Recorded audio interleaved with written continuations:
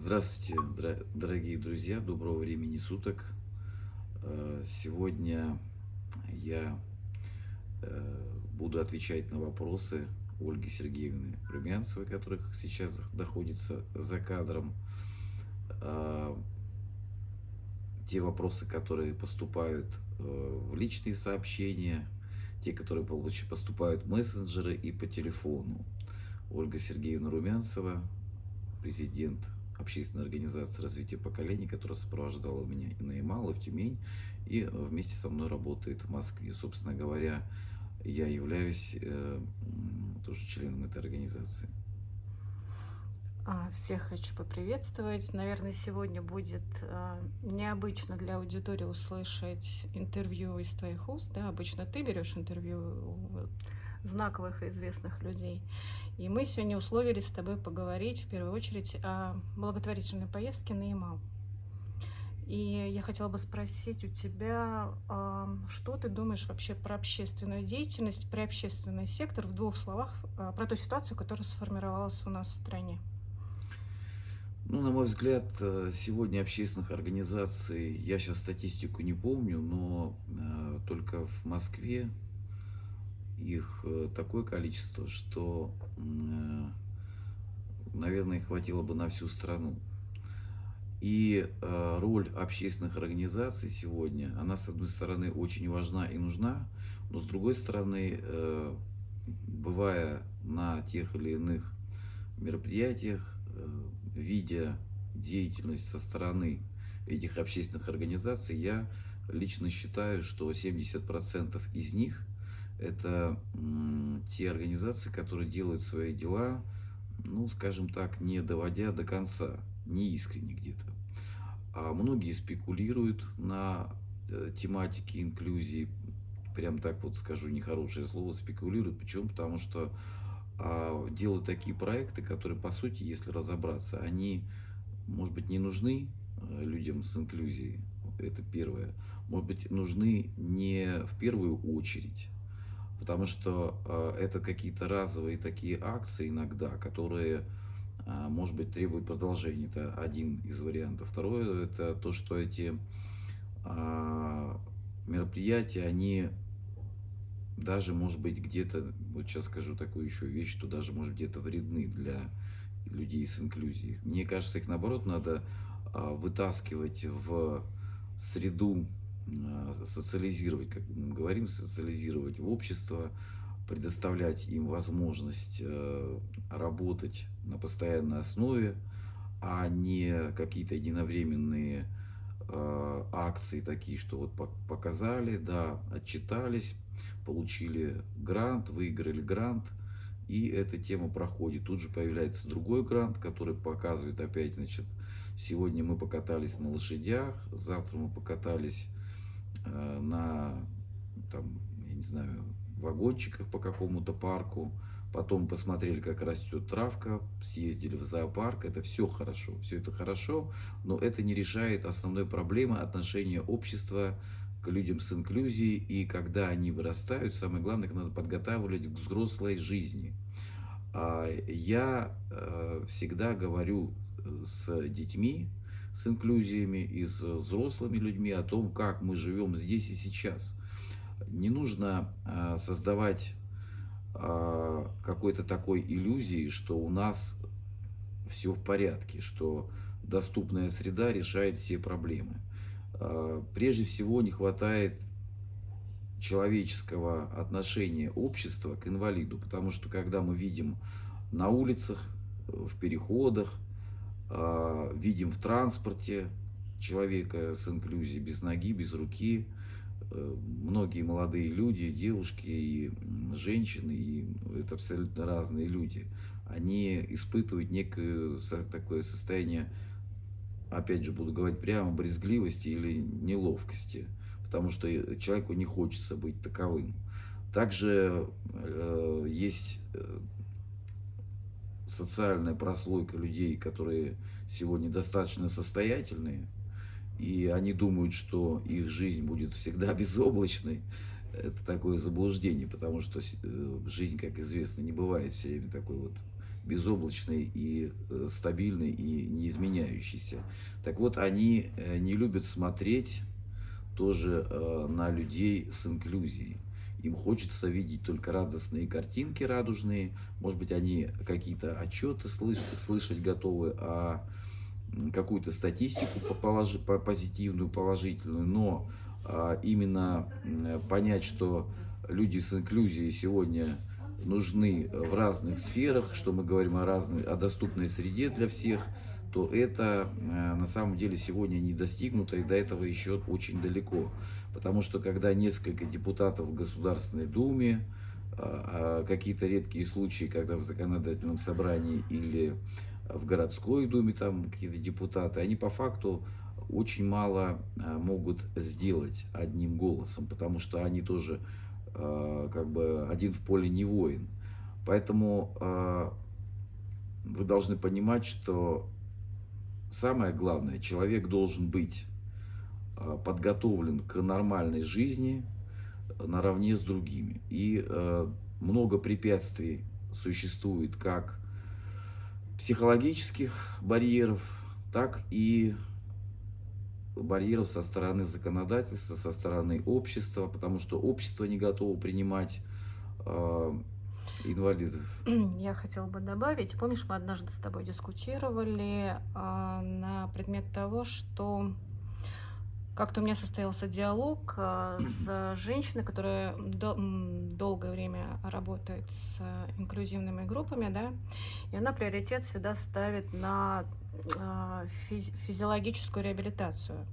И вот мы с ней тогда дискутировали, после того, я с тобой поделилась своим мнением, мы как раз говорили о том, что этого мало, что не хватает комплексных действий, потому что если человеку с инклюзией предоставить физиологическую реабилитацию, да, не хватает этой психологической составляющей, человек, допустим, ребенок, да, вот которому огромными усилиями, там, допустим, предоставили протез, да, допустим, если нет руки, но не заниматься социокультурным, человеческим, психологическим, да, фактором замечательного этого ребенка, да, когда он подрастет в жизни, он не сможет себя реализовать, да, он будет функционален физиологически, да, но он, возможно, не сможет реализоваться в рабочем смысле, в социумном, среди общества, создать семью, то есть здесь должен быть комплекс. Вот ты сейчас, я слушала внимательно все, что ты говорил, и мне напомнило как раз это наши с тобой тогда дискуссии. Совершенно верно. Они, многие из них, они же не представляют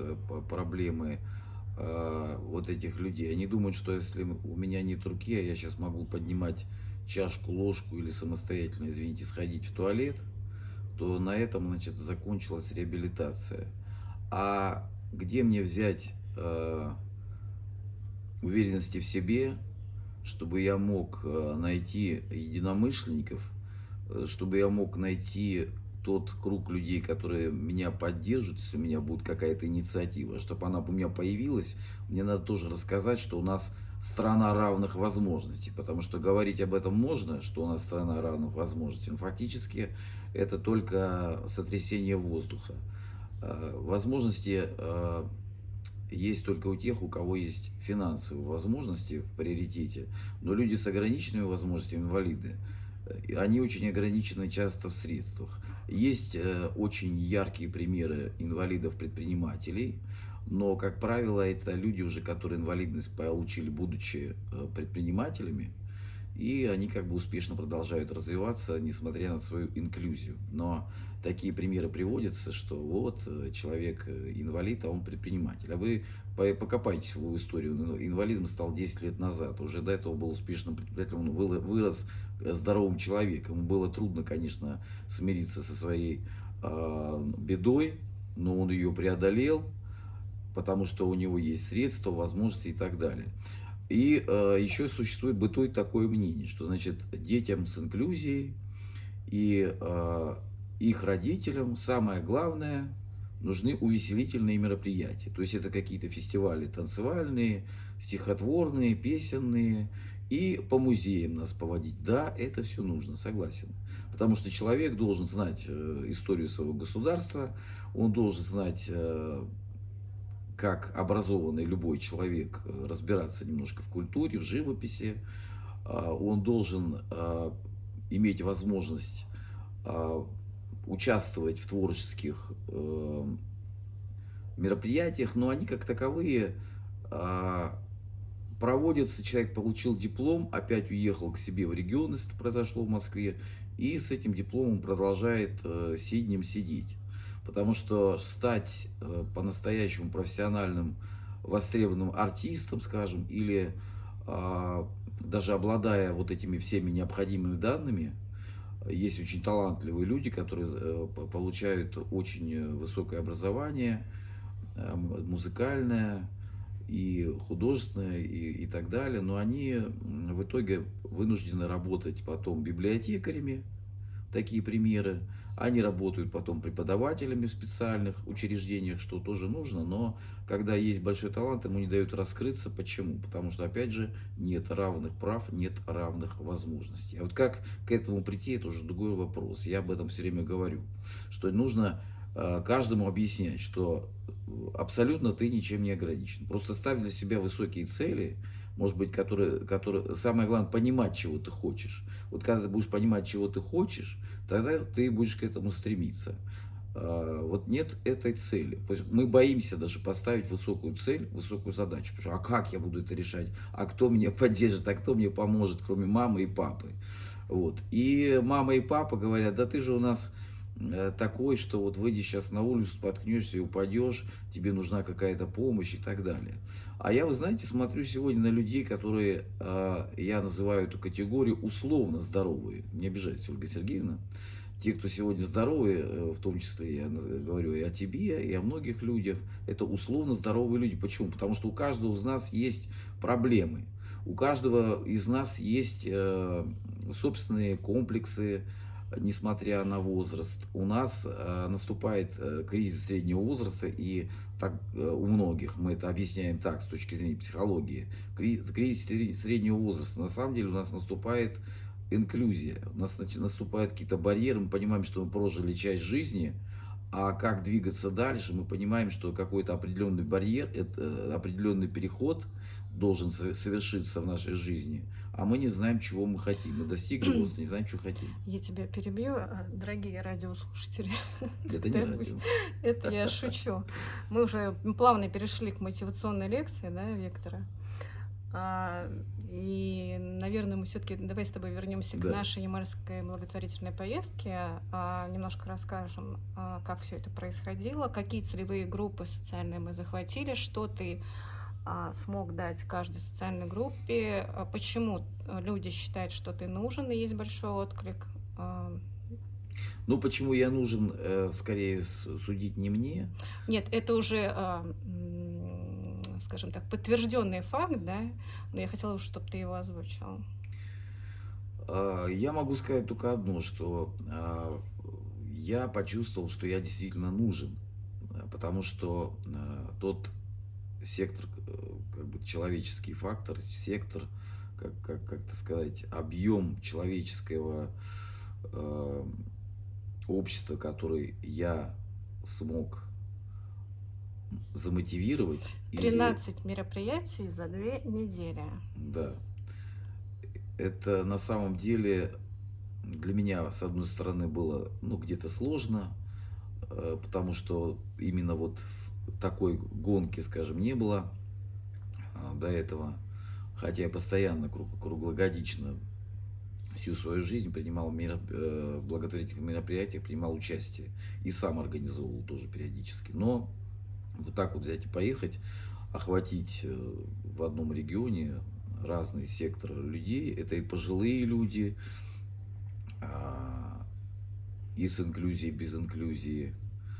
Это дети, инвалиды вот в многопрофильном колледже в Давай я Салехарде, тебе да. помогу. Это молодежь, это студенты, это светская интеллигенция. И я хотела бы, чтобы ты рассказал, почему именно сегмент светской интеллигенции был, почему эта встреча была важна для аудитории с твоей точки зрения. Ну, с их слов, мы же потом общались. Да, у нас обратная связь до сих пор идет. Мне бы хотелось поблагодарить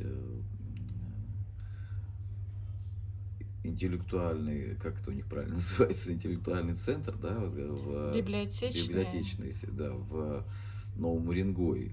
И там у нас прошла встреча с интеллигенцией.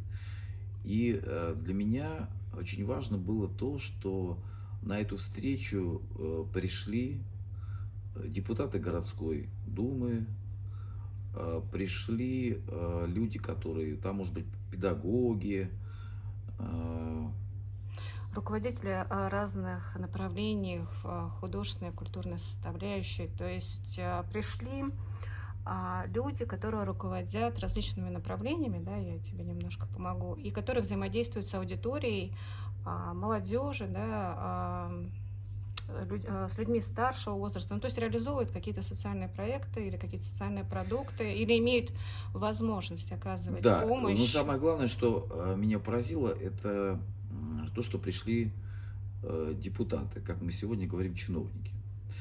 А, После встречи они все подошли сами, фотографировались. Это замечательные люди, с которыми хочется взаимодействовать, и на самом деле мы продолжаем взаимодействовать.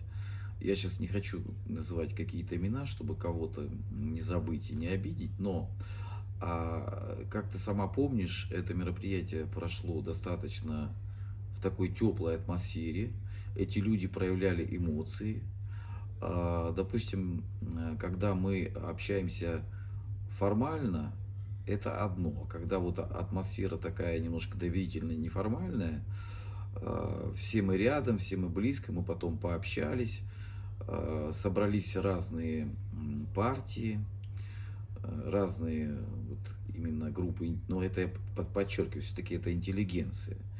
И они мне говорили о том, что для них было важно увидеть меня по той причине, как они это объясняют, по той причине, что они вот недопонимают иногда, что они счастливые.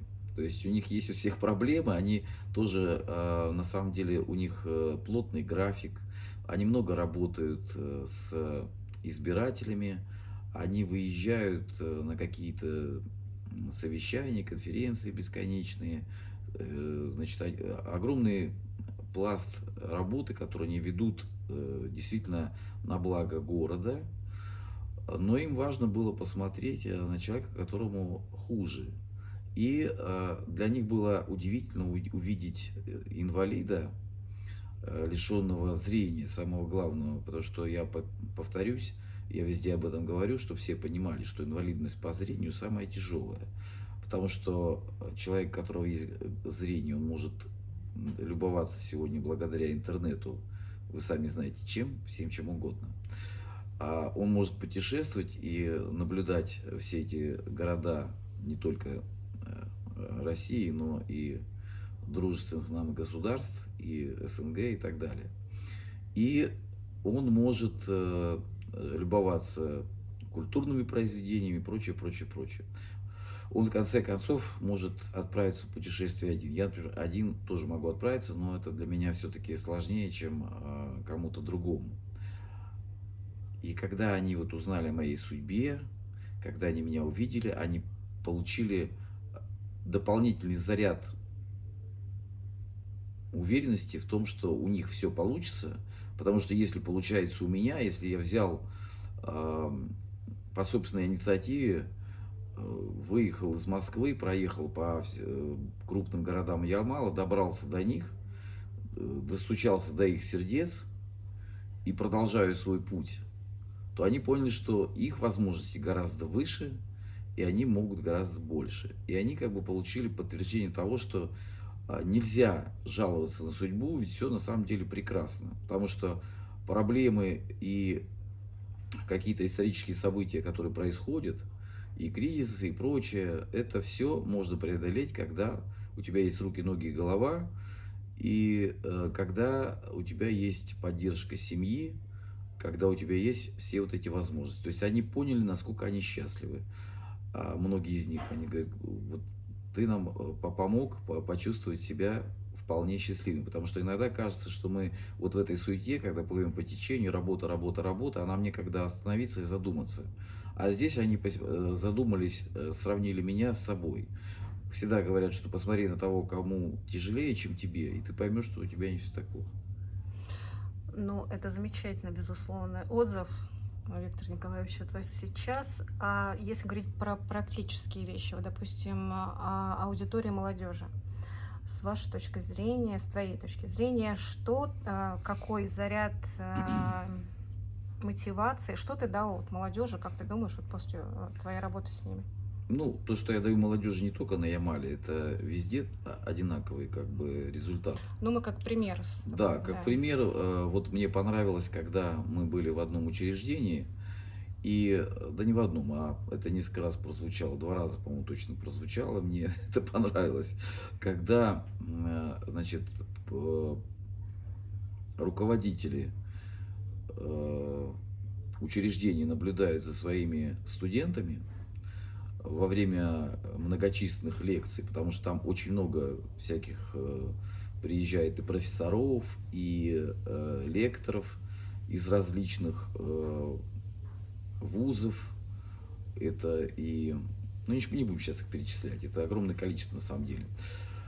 А, И где-то на там, первые 10 минут молодежь начинает включать свои телефоны, гаджеты и уходит, так сказать, в социальные сети, в мессенджеры и поглядывает, периодически хлопает, поглядывая, так сказать, на лектора.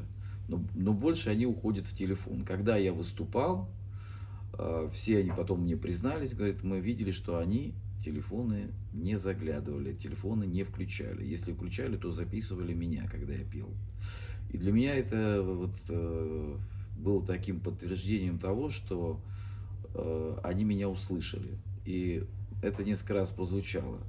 Но и здесь, и в Подмосковье, и в Москве, когда я выступаю для молодежи, я пытаюсь объяснить им самое главное, что тот момент, в котором они находятся, вот, в котором они сейчас живут, тот отрезок жизненного пути, он особенно важный, как и любой другой. Потому что нет времени, в котором мы живем, которое можно отнестись легкомысленно. Но в начале своего пути очень важно, как мы начнем путь, так и продолжится наша жизнь. Если мы приложим все силы к тому, чтобы понять, какая у нас задача, какая у нас цель, и мы будем стараться изо всех сил прилагать значит, свои усилия, чтобы запоминать те материалы, которые нам дают педагоги, те слова, которые вот я, например, говорю о жизни, о том, что жизнь одна, что это такая великий дар, который надо ценить, и ценить, что они сегодня здоровы и молоды, и что, не дай бог, вот я говорю отношения, кстати, об отношении к инвалидам, что мы должны быть, все должны быть милосердными и с пониманием относиться. И когда они видят человека, действительно, который не просто говорит «я счастлив», а доказывает это действиями, что у меня семья, что я вот один отправился в Москву. Мне так смешно, когда один артист мне сказал, говорит, я в 30 с лишним лет побоялся изменить свою жизнь, потому что уже почувствовал, что уже не тот возраст, и я поэтому там, ну, вот какие-то события у него там были в жизни. Я мне сказал, 30, там, буквально 35 или 37 лет было, он, значит, побоялся что-то изменить в своей жизни. Я же всем говорю, и пожилым людям, и в данном случае я сейчас говорю о молодежи, что самое главное вот заложить фундамент, чтобы они поняли, что нет ничего невозможного, потому что нас пытаются всегда вогнать в какие-то рамки. Нас всегда пытаются классифицировать по определенным психологическим группам. Нас хотят классифицировать по знакам зодиака. Нас хотят классифицировать как угодно. Но я всегда говорю, что каждый человек – это индивидуальность, и он может идти своим путем.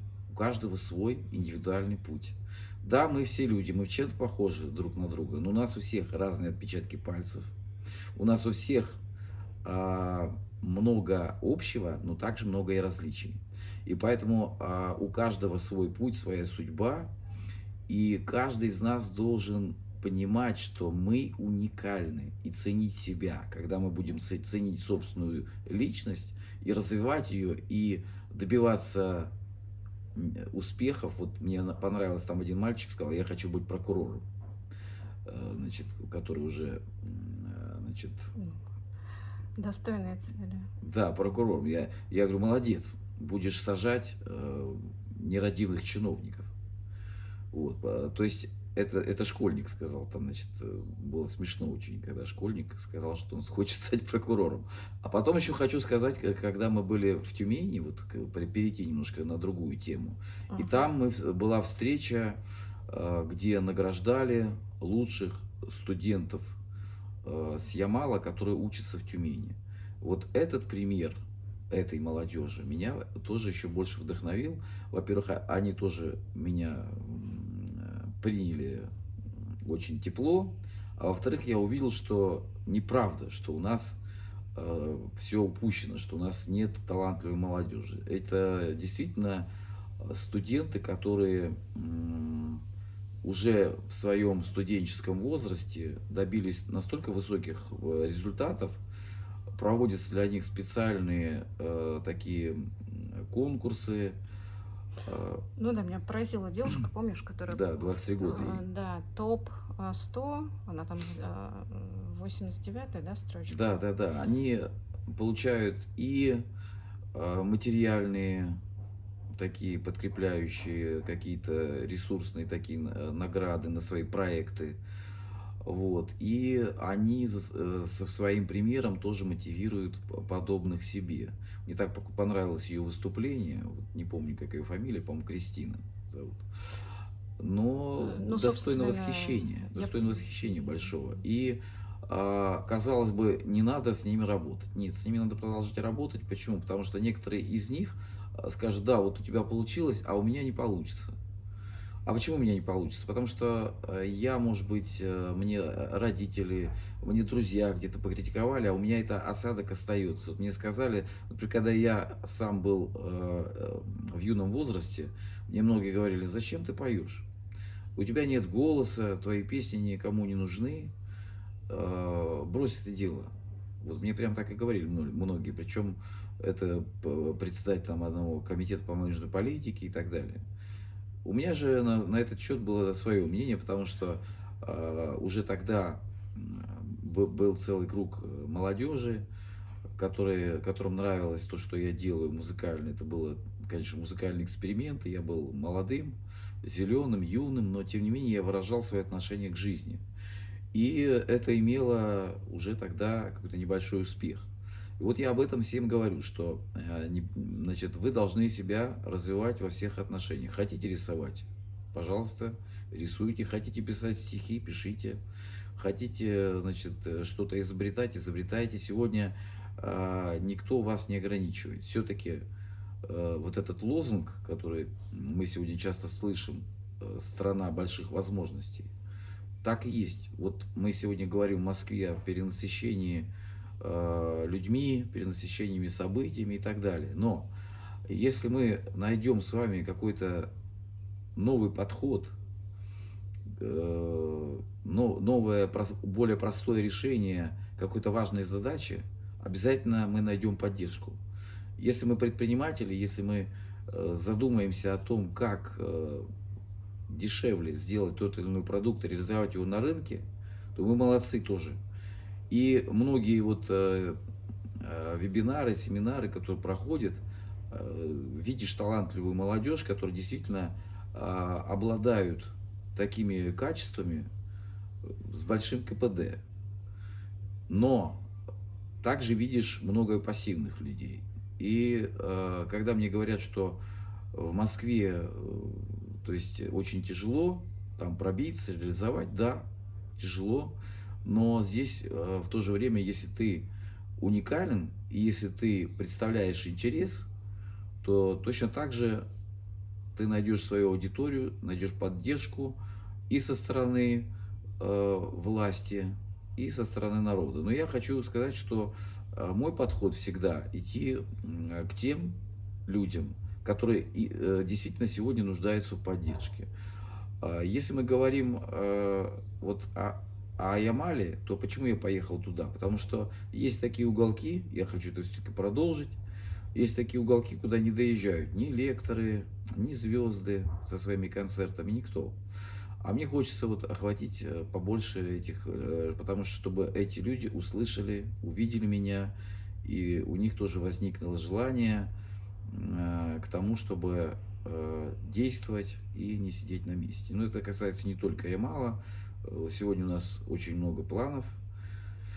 И самое главное, что поступают предложения, когда вы приедете к нам, когда вы приедете к нам, это разные абсолютно регионы, это и Давай не будем, да, да, заранее. озвучивать не будем, да. Да. Вот у меня такой вопрос. Я думаю, что можно уже было бы плавно перейти в твоем лице к индивидуальной работе. Вот когда ты планируешь начать работать с человеческим ресурсом индивидуально? То есть Я иногда это делаю. Периодически бывает так, вот как сегодня, да, ты слышал, мне позвонил человек М.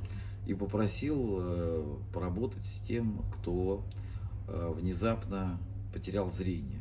Вот человек и так было зрение не очень хорошее, переболел ковидом, сегодня буквально был звонок.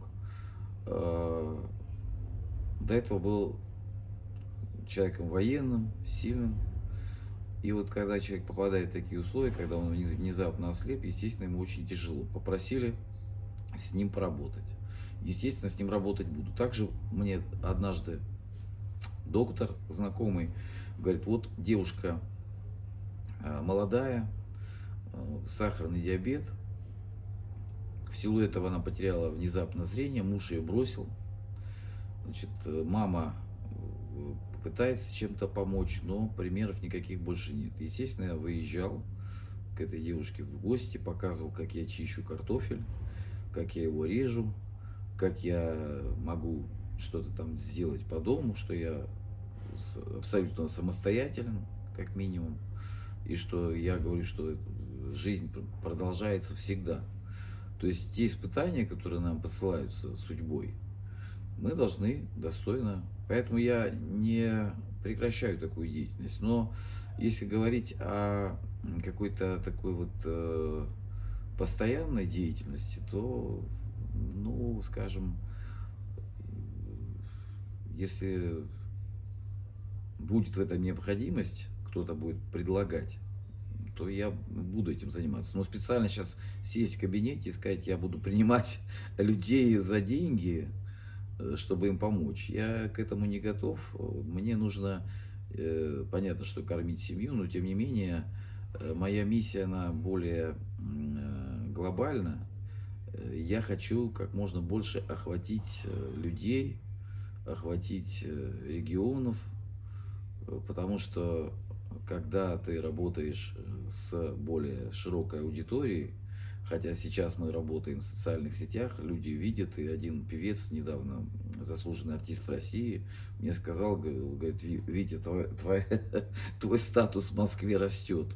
Меня это, конечно, посмешило, потому что в Москве я не чувствую прям, что мой статус растет. Но он говорит, ну ты то там, то там. Я говорю, это просто потому, что есть в этом необходимость, по зову сердца, по зову души я это делаю. Вот. А то, что я там со звездами встречаюсь, это тоже естественно, потому что я веду программу «Звездная гостиная». Вот. Поэтому я сегодня все-таки больше настроен на массовость. А если кому-то нужно, чтобы это провести на какой-то небольшой аудитории, это тоже возможно онлайн, хотя я всегда говорю, что когда мы общаемся лично, встречаемся, и онлайн вот эти вот курсы, к которым все привыкли, КПД, ну, процентов на 35-40 меньше, чем при личной встрече.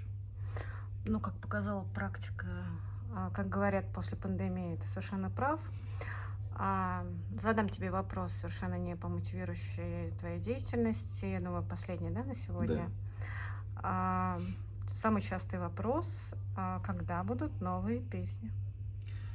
Дело в том, что сейчас то, о чем я говорил, требует больших душевных усилий все-таки, когда мы выступаем, когда мы путешествуем, когда мы...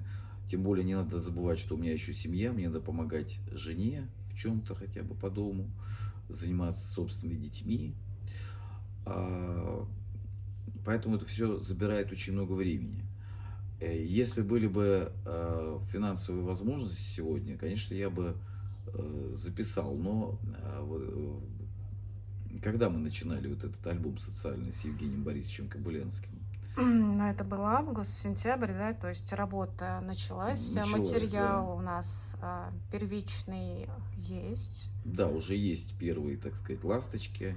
А, С Евгением Борисовичем мы готовы продолжать заниматься, но все упирается, как говорится, в финансовую составляющую.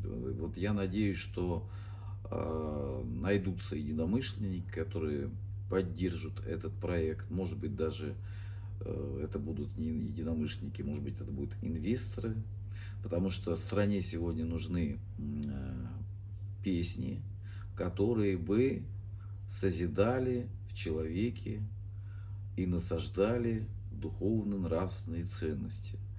Много говорилось еще недавно о общенациональной идее. Наша страна, она многонациональная. И много можно об этом говорить. Ну, все критикуют, значит, современную музыку, хотя я не согласен. Критиковать мы можем сколько угодно, но мы должны своим примером доказывать и показывать, что вот надо делайте вот так вот и делайте так. То есть мы записали как раз с Евгением Борисовичем песню вот, совместно с моей женой. Песня «Я люблю жизнь», она открывала и педагогический фестиваль, этот фестиваль, конкурс педагогический, и на всяких разных площадках уже прозвучала, и много откликов, и люди ее слушают каждый день, есть такие отзывы. А когда мы говорим о целом альбоме, здесь речь идет, я уже говорил, о сотрудничестве с поэтами профессиональными, которые у нас есть, поэтами-песенниками, с композиторами прекрасными, которые у нас есть, для того, чтобы все вот это реализовать, чтобы не просто сотрясать воздух, а действительно сделать хороший продукт, такой вот музыкальный, который бы действительно вызвал и резонанс, и принес реальную пользу, потому что я не люблю просто, когда поговорили, записали, положили на полку, и как обычно это делается, вот выиграли люди грант, записали какое-то видео, записали какой-то альбом, положили на полку, он лежит, он не востребован очень часто. Какой-то круг послушал определенный, и все. А здесь нужно просто понимать, что если мы будем сотрудничать с людьми, которые мастера своего дела, то это, безусловно, будет иметь стопроцентное попадание. Мы знаем, какие должны быть, и я знаю, какими должны быть песни сегодня, которые нужны стране. Это и патриотические песни, это и гражданские песни о настоящей любви. Самое главное, что и музыкальная составляющая, и душевная работа, и поэтическая составляющая, все должно быть сделано профессионально. Многие сегодня делают хорошие песни, хорошие альбомы. Мне бы хотелось тоже в этом поучаствовать. Но я назвал альбом социальным. Может быть, никому-то не нравится такой подход. Но я говорю социальным, потому что он рассчитан на реальную пользу для социума. Поэтому социальный. То есть социум – это общество. Это наше население всей нашей страны. Чтобы он пришелся по душе большинству. И мой опыт музыкальный, может быть, он не настолько велик, как у многих звезд, но общаясь со звездами, я прихожу с ними к единому мнению, что не хватает сегодня современных таких душевных, профессиональных песен. То, что вот ретро мы имеем необыкновенный ресурс, когда начинают перепевать многие ретро, это говорит о том, что дефицит сегодня современной музыки. Все-таки не хочется перепевать то, что было, а хочется создавать новое, то, что в духе времени. Ну, как я говорила на круглом столе по инклюзии, мы вышли за регламент. Да. Но тем не менее, давай 30 секунд, пожелай что-нибудь нашим слушателям. Я хочу пожелать всем, кто сейчас меня слышит, м, помнить о том, что самый главный ресурс нашей жизни – это время. Мы в интернете должны искать то, что нам полезно, с пользой проводить время.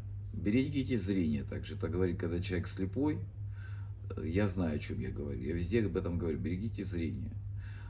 И детям своим, и себе. Потому что потом, когда начнется лечение глаз, зрения, это гораздо сложнее уже. Армия слепых людей сегодня растет.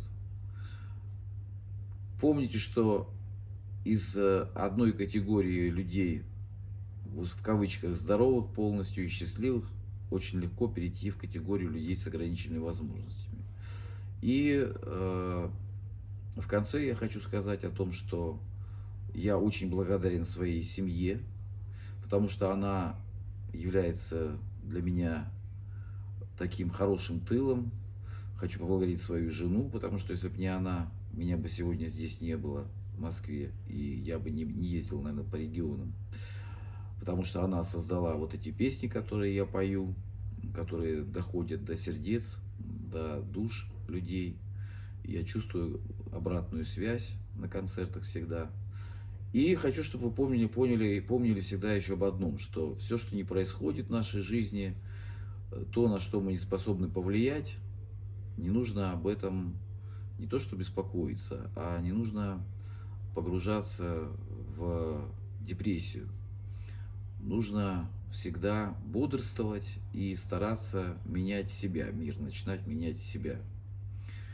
И помнить о том, что зло всегда будет повержено, добро победит зло. А любовь и красота обязательно спасут мир. Всего доброго. Это наша, я думаю, не последняя, да, беседа. Мы продумаем контент, который заинтересует и, как ты говорил, да, на обширные массы. Да, если есть какие-то конкретные вопросы, предложения, мы всегда готовы рассмотреть. Пишите в личку, пишите в мессенджеры. Мой телефон легко найти в интернете. Все, всем всего доброго.